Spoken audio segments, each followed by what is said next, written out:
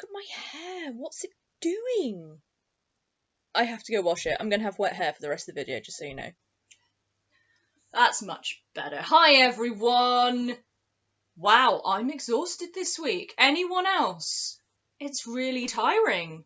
Just all the changes again. Getting used to a new way of doing school. Again, I feel like a phone that's got like a million apps running.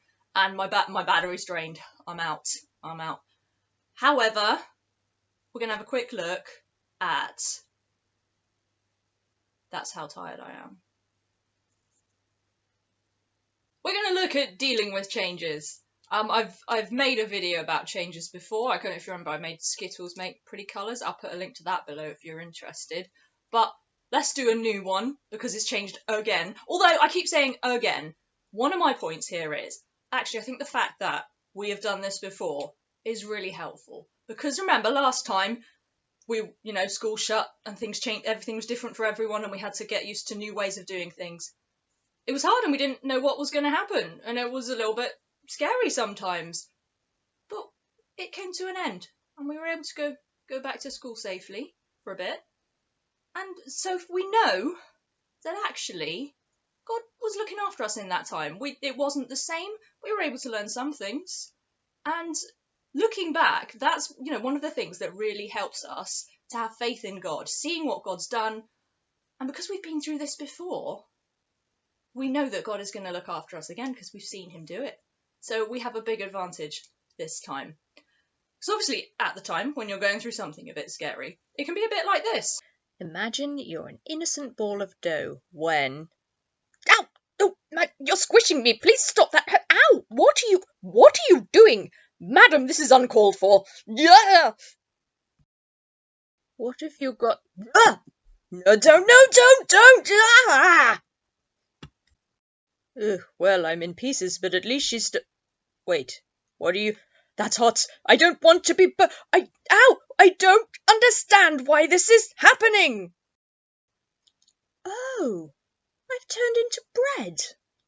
Well, that was very unpleasant, but I do understand it now. So the dough doesn't understand why it's being beaten up and shoved into a hot place, but then when it comes out and it becomes bread, it all makes sense. And it's the same for us. When we feel like we're being a bit beaten up by events and everything's new and changing, we don't know what's happening, when we get to the end, we can see what we've learned. We can see how God has looked after us. So we've got an advantage from the first time schools were shut. But we still need some help for this time, right? I'm not going to leave you just with that. We have got that which is excellent, which is knowing that God will be with us. We've also got James shouted out to 10 things you can do every day to help yourself stay healthy, your body and your mind. He shouted out to one of my videos. Thanks, James. You should watch his as well last week with the madness with lemonade. It's great stuff. And I'm going to give you one more thing and some illustrations to go with it. And it's this. Don't beat yourself up if it's hard. Like I was beating that bread up, we might already feel like we're already being beaten up. So don't be too hard on yourself if you're finding new things difficult. Here's some pictures to help me explain that. Right, there's my next job. Let's go. What do you mean there's no power left? Where did all those come from? What are they? Oh, wait. Is it getting used to new changes? I'm wondering what's going to happen.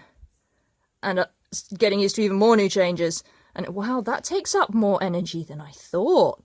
I have no power left for my job now. What am I going to do? Maybe you're finding it harder to concentrate than usual. Maybe it's like this. This is all my learning I have to do in school today, whether it's at home or actually in school. And this is my brain. It's not very big, as you can see. So, all right, no problem. Let's go. Start getting these lessons in there. What? Hang on a minute. No more thoughts are going to go in. Why? This was no problem earlier before. Why? Oh, there's some big stuff already. There's a lot going on in my brain already, dealing with all the new changes. And nothing else is going to go in. So it's harder to concentrate. Don't beat yourself up. But maybe you're finding it much harder to be patient than you usually would. And just like if you're finding it hard to have energy, that doesn't mean you're lazy. If you're finding it hard to concentrate, that doesn't mean you're stupid. If you're finding it hard to be patient and you find that you're snapping back at people and you're thinking of yourself a bit more and you're being a bit selfish, that doesn't mean you are an evil, irredeemable person now. It doesn't mean you've suddenly become horrible. We know what to do when we make mistakes, right? We turn to Jesus and we say, I'm sorry. I've messed up and I've hurt somebody.